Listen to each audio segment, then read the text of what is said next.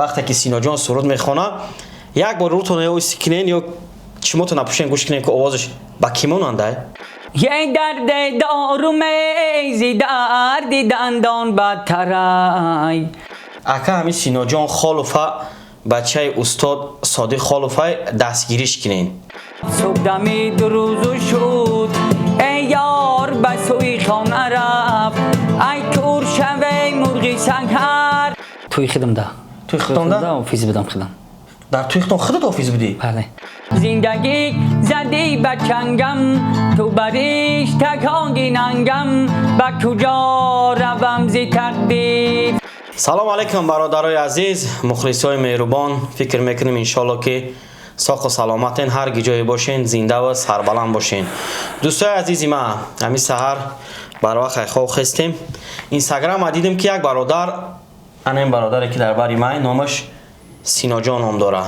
سینا جان یک ویدیو شرایع کرده نایسته که اکای نعیم جان سازی خوبی سلامتیات خوبه افتم میشه رحمت خدا. خلاص دیگه نایسته که اکا همین سینا جان خالوفه بچه استاد صادق خالوفه دستگیریش کنین.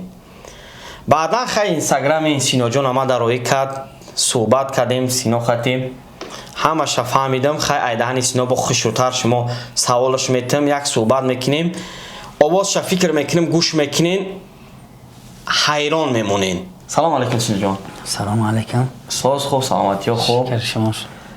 برادر که ویدیو شما رو آمد روی کرد گفت که فرزند استاد صادق خالوفه، فکر میکنم فامیل شما سینا جان خالوفه. بله. در اصل شما فرزند صادق خالوفه؟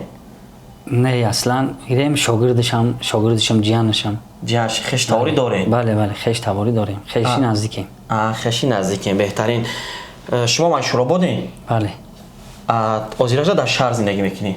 بله جای همی مثلا اینجا استخدام نکنم ازی. جای استخداماتی در شهر مستین شاینه. پیشتر نهایش رابط بود. فهمم. از دوشنبه در زندگی میکنی؟ بله. چند سال شد؟ 10 سال شد. 10 سال شد نمیده دی؟ بله. خلاص گپ دوستای عزیزی ما صحبت کردم که بچه کاربار فعالیت میکنه در شهر دوشنبه با از یک سرود میخونه. شما یه بار گوش کنین اگر هم کدوم که از ما را گوش کردسته وقتی که سینا جان سرود میخونه یک بار روتون یا سکنین یا چشماتون نپوشین گوش کنین که آوازش با کی ماننده؟ یه درد دارو میزی درد دندان بدترای. یک خوابی سحری ز کندن جان بدترای. ای هر کس که با خوابی سحری دل بندندی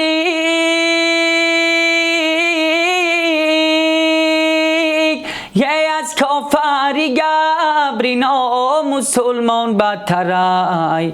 ای از کافری گبرینا مسلمان بدترای یاری. زنده و سلامت باشی برادر عزیز.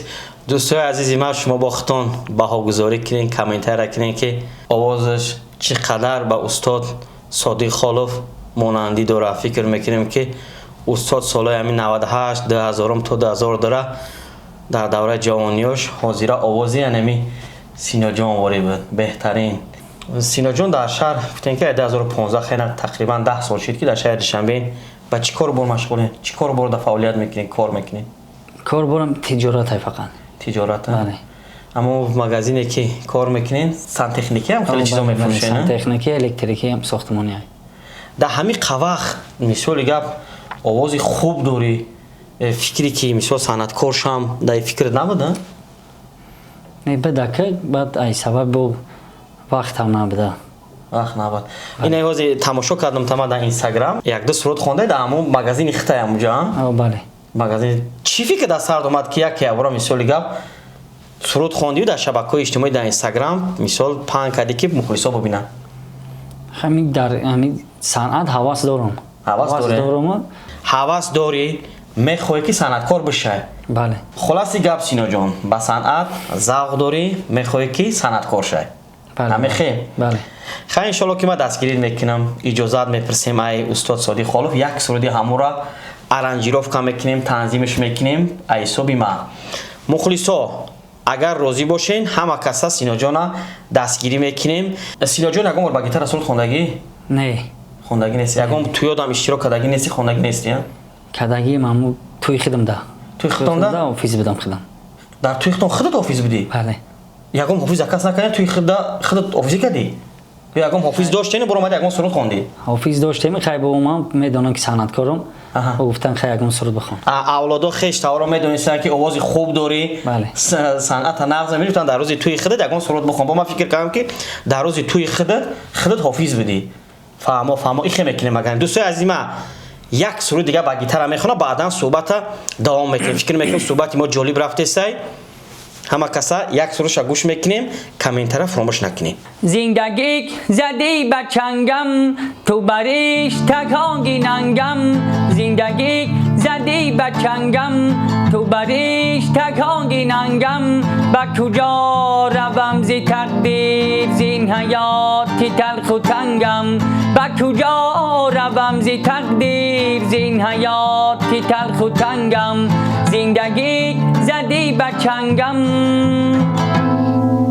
دوستای عزیز ما فکر میکنیم که یک کم بار با گیتار خوندگی سینا جان بهترین خوند.